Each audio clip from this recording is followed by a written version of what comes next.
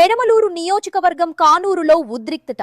దశాబ్దాల నాటి తెలుగుదేశం పార్టీ స్థూపాన్ని ధ్వంసం చేసిన వైసీపీ సైకోలు. పెనమలూరు నియోజకవర్గం తాడిగడప మున్సిపాలిటీ కానూరు గ్రామంలోని రంగబొమ్మ సెంటర్లో పార్టీ ఆవిర్భావ దినోత్సవం నుంచి నిర్మించిన తెలుగుదేశం పార్టీ స్థూపాన్ని దేవాభక్తుని చక్రవర్తి ఆదేశాలతో కొందరు సైకోలు ధ్వంసం చేశారు. విషయం తెలుసుకున్న ఎమ్మెల్యే బోడిప్రసాద్, నియోజకవర్గ కార్యకర్తలు పెద్ద సంఖ్యలో సంఘటనా స్థలానికి చేరుకుని నిరసన వ్యక్తం చేశారు. స్వయంగా ఎమ్మెల్యే బోడిప్రసాద్ తొలగించిన ప్రదేశంలో జెండా దిమ్మె నిర్మించి ఆత్మస్థైర్యాన్ని నింపారు.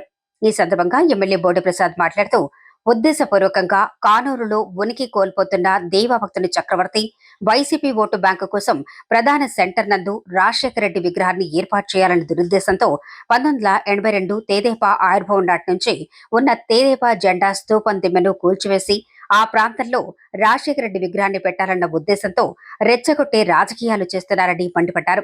కానూరులో జరుగుతున్న అభివృద్ధిని చూసి ఓర్వలేక తన ఉనికి కోల్పోతున్నాడని భయంతో కానూరు పరిధిలో అభివృద్ధిని అడ్డుకోవటానికి కోర్టులో పిటిషన్లు వేశారన్నారు. జెండా దిమ్మను ధ్వంసం చేసింది కాక ఎవరు వస్తారో రండి అంటూ ప్రగల్భాలు పలకటం, ఎదుటి వారిని రెచ్చగొడుతూ సైకోల్లాగా ప్రవర్తిస్తున్నాడు అంటూ ఆగ్రహం వ్యక్తం చేశారు.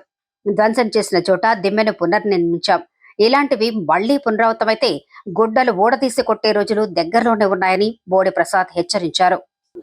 వైసీపీ పార్టీలో ఎంతో మంది సైకోలను చూసాం, కానీ పెనమలూరు నియోజకవర్గంలో అందరికన్నా ఎక్కువగా పెద్ద సైకో ఇక్కడ తయారయ్యాడు. మొదటి నుంచి కూడా రెచ్చగొట్టడం, ఒక శాసనసభ్యుడని కూడా లేకుండా అగౌరవంగా మా మీద దూషించటం, ఉన్నవి లేనివి మాట్లాడి మీడియాలో అతను ఏదో పెద్ద కొండంతో వెలికి పెట్టినట్టుగా మా మీద బురద జల్లేందుకు ప్రయత్నం చేస్తా ఉన్నాడు.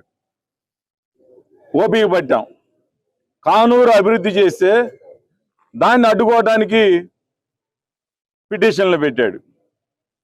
ఒక రోడ్డు వేసేటప్పుడు డ్రైన్ కంప్లీట్ అయినాక రోడ్డు వేస్తే రోడ్డుకి లైఫ్ ఉంటుంది అని చెప్పి కొద్దిగా డ్రైనేజ్ అవసరం ఉండి ముందస్తుగా పనిచేస్తే ఇదిగో పనిచేసిన దానికి టెండర్ పిలిచారని చెప్పేసి అసత్య ప్రచారం.